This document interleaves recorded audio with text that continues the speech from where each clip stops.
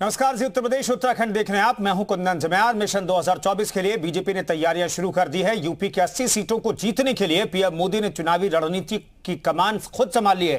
PM Modi UP के BJP सांसदों के साथ आज और 2 अगस्त को बड़ी बैठक करने वाले हैं। प्रधानमंत्री सांसदों को लोकसभा चुनाव की तैयारियों को लेकर विजय मंत्र देंगे, तो वहीं एसपी, बीएसपी और कांग्रेस के कब्जे वाली 14 लोकसभा सीटों पर वहां की समस्याओं के समाधान और विकास कार्यों के जरिए जमीन तैयार करने की रणनीति बनाई जाएगी। मुख्यमंत्री योगी ने स्वयं मोर्चा संभाला है। दिल्ली का रास्ता दरअसल यूपी से वास्ता है। दिल्ली में अगर आपको काबिज होना है तो यूपी में फतेह बेहद जरूरी है, इसलिए आज इसी मसले पर चर्चा करेंगे।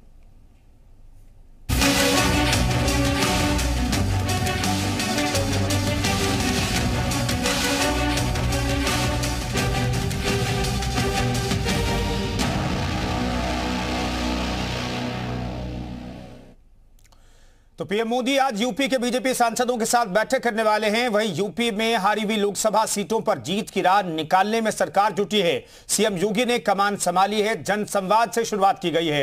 ये 2 तस्वीरें हम आपको दिखा रहे हैं। बड़ी बैठक आज होने वाली है दिल्ली में। शाम 6:30 बजे ये बैठक होगी। प्रधानमंत्री नरेंद्र मोदी की अध्यक्षता में यह बैठक होगी। नितिन गडकरी मौजूद रहेंगे, बीजेपी के अध्यक्ष मौजूद रहेंगे, राजनाथ सिंह की मौजूदगी होगी। और आज 42 लोकसभा और राज्यसभा के सांसदों के साथ मंथन किया जाएगा।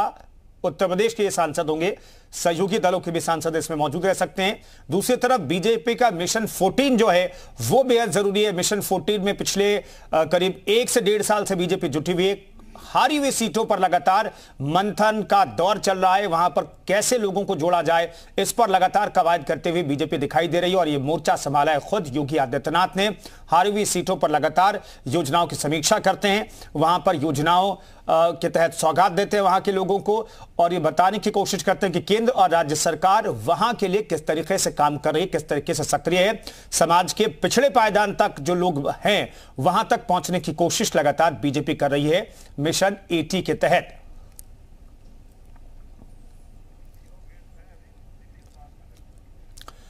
तो तमाम मेहमान हमारे साथ जुड़े। प्रशांत उमरा हमारे साथ बीजेपी प्रवक्ता मौजूद हैं, मनोज यादव समाजवादी प्रवक्ता हमारे साथ मौजूद हैं, सुभाष चंद्र यादव सुभाषपा के राष्ट्रीय प्रवक्ता भी मौजूद हैं। तमाम मेहमानों को बहुत बहुत स्वागत है। लेकिन पहला सवाल उमराव जी से। प्रशांत उमराव साहब, आज जो 42 सांसदों के साथ कहा जा रहा है कि बैठक करेंगे प्रधानमंत्री, क्या संदेश दे सकते हैं और क्या रणनीति आज बनाई जा सकती है? देखिए, इसकी कोई रणनीति नहीं बनाई जा रही है। इस तरह की बैठकें लगातार होती रहती हैं और आज हमारे संगठन की दृष्टि से 3 क्षेत्रों के सांसदों की बैठकें, अवध क्षेत्र, काशी क्षेत्र, गोरखपुर सांसदों की बैठक प्रधानमंत्री जी के साथ हो रही है। और इस तरह की बैठकें लगातार करते रहते हैं क्षेत्र वाइज। अन्य सारे प्रदेशों के सांसदों के साथ भी बैठक करते हैं और जो प्रधानमंत्री जी का अमूल्य मार्गदर्शन होता है वो सांसदों को मिलता रहता है, किस तरीके से विकास योजनाओं को धरातल पे उतारना है और जनता के बीच में पहुंचना है। रणनीति तो भी चुनाव में भी समय है, रणनीति लगातार वो संगठन के अलग से काम। तो प्रशांत जी, प्रधानमंत्री कुछ तो मैसेज देंगे इन सांसदों को? अभी वो मैसेज क्या देंगे अभी तो मुझे जानकारी नहीं है, नहीं बैठक के बाद ही पता चलेगा। हाँ, लेकिन फिर भी किस तरह की बातचीत हो सकती है? इलाके को लेकर के फीडबैक लेंगे प्रधानमंत्री, अपने इलाके के समस्याओं को लेकर के क्या सांसद बताएंगे? किस तरह की बातचीत हो सकती है? कुछ तो अंदाजा होगा प्रवक्ता के तौर पर आपको। बिल्कुल 1-to-1 बैठकें होती हैं सांसदों के साथ। सांसद और प्रधानमंत्री जी ही रहते हैं, वो सारा फीडबैक लेते हैं सांसदों के साथ, कैसा क्या विकास योजनाएं चल रही हैं, क्या अगर कोई वहां पे कोई समस्याएं आ रही हैं तो उसका भी फीडबैक वो देंगे। और जहां कर भी वहीं कोई कमियां होंगी, उनको प्रधानमंत्री जी को लगेगा कि ये चीज यहाँ पे और उसको और ठीक करने की आवश्यकता है, तो उसका वो अपना मार्गदर्शन देंगे। यही सब चीजें बैठकों में होती हैं। ठीक है मनोज यादव जी, क्या अखिलेश यादव मिशन इंडिया में जुटे रहेंगे या फिर मिशन यूपी को लेकर के वो फोकस दिखाई दे रहे? हालांकि अब बूथ कमेटियों का भी गठन किया जा रहा है, बूथों को मजबूत करने को लेकर के बातचीत हो रही है। क्या रणनीति उत्तर प्रदेश स्पेसिफिक बन रही है आप लोगों की? देखिए, समाजवादी पार्टी और इंडिया मिल के काम कर रहा है। जो हमारे घटक दल हैं वो भी काम कर रहे हैं। समाजवादी पार्टी भी अपने हर संगठन के पायदान पे मजबूती से काम करने का प्रयास कर रही है। अभी आपने स्पेशल एक सवाल पूछा कि क्या नरेंद्र मोदी सांसदों से क्या पूछेंगे, क्या कहेंगे, ये बड़ी बात और ये बड़ा सवाल। और इसमें सबसे बड़ी बात ये है कि लेकिन इसका जवाब आपको पता होगा मनोज यादव जी, कहिए। जी मुझे पता है क्या पूछे। वो पूछेंगे जो मैंने आदर्श गांव बनाने के लिए आप लोगों को 2014 के बाद बताया था, उसमें कितने आदर्श गांव बन गए। बताएंगे उनके सांसद के कितने आदर्श गांव इस देश में बन गए हैं, क्योंकि सबसे ज्यादा सांसद उन्हीं की हैं, उनकी सत्ता है और पिछले 10 सालों से सत्ता पे काबिज है। तो आदर्श गांव का डाटा तो जरूर मांगेंगे। और शहर वालों से स्वास्थ्य वाला जो एक सफाई वाला था सिस्टम, उत्तर प्रदेश में सफाई और देश में सफाई कितनी शहरों में बेहतरीन हो गई, ये भी डेटा मांगेंगे। सांसद दे पाए ना दे पाए, मोदी जी की देखिए नियत बड़ी साफ है, मुझको तो ऐसा लगता है।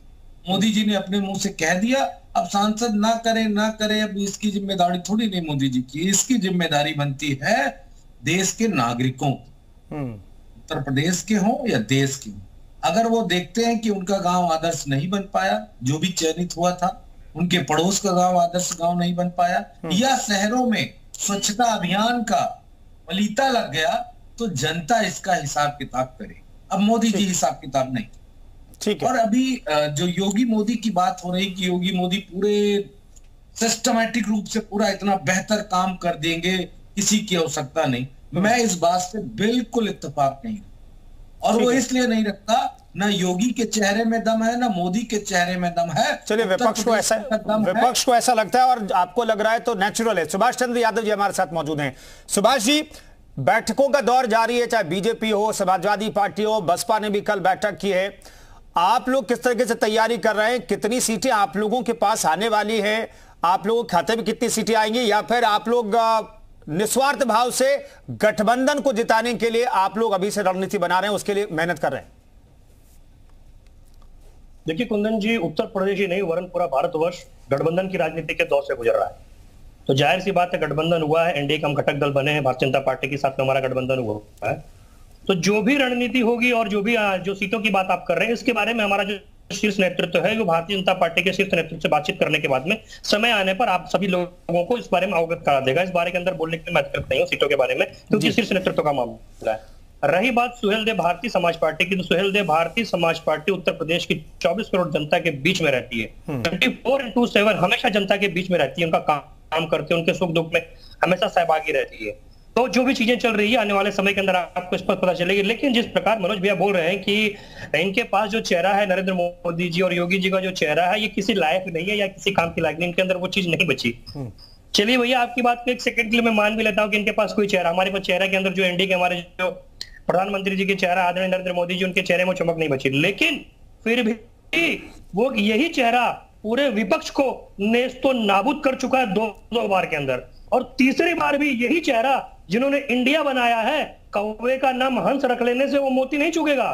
तो भले ये इंडिया नाम रख ले तो ये भारत नहीं है, सही मायनों में भारत एनडीए है।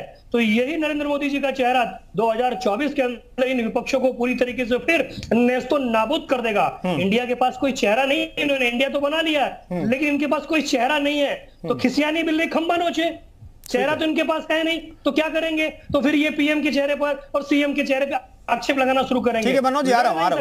अगर लड़ नहीं सकते तो जाहिर सी बात है कि सामने भिड़ जाए और चेहरे के ऊपर आरोप लगाने। मनोज भैया, आपके पास अगर सर्वसम्मति से एक चेहरा है, आप बता दीजिए, पूरे देश की जनता जानना चाह रही है, आप बता दीजिए कि चलिए हमारे चेहरे के ऊपर आपको लग रहा है कि नहीं वो तेज नहीं बचा है, तो आपके पास ऐसा कौन सा चेहरा है जिसके पास तेज है, जिसको उत्तर प्रदेश नहीं वरन पूरे भारतवर्ष की जनता? अभी तो विपक्ष का चेहरा ही तय नहीं हुआ है सुभाष चंद्र यादव जी। कोई चेहरा तो बताइए। सुभाष जी, अभी कोई चेहरा ही तय नहीं हुआ, कैसे बताएंगे वो चेहरा की बात करने के लिए? सुभाष जी, अभी तो कोई विपक्ष का चेहरा ही तय नहीं हुआ, कैसे बता सकते हैं वो? ठीक है, बने रहिए हमारे साथ नीतीश भी जुड़े हैं। कुंदन जी, इनके पास चेहरा इसलिए तय नहीं कि सारे लोग प्रधानमंत्री का दावेदार अपने आप को समझते हैं, फिर लड़ाई हो जाएगी, कोई चेहरा तय हो, सजा लिए लड़ाई हो जाएगी, कोई चेहरा तय हो गया तो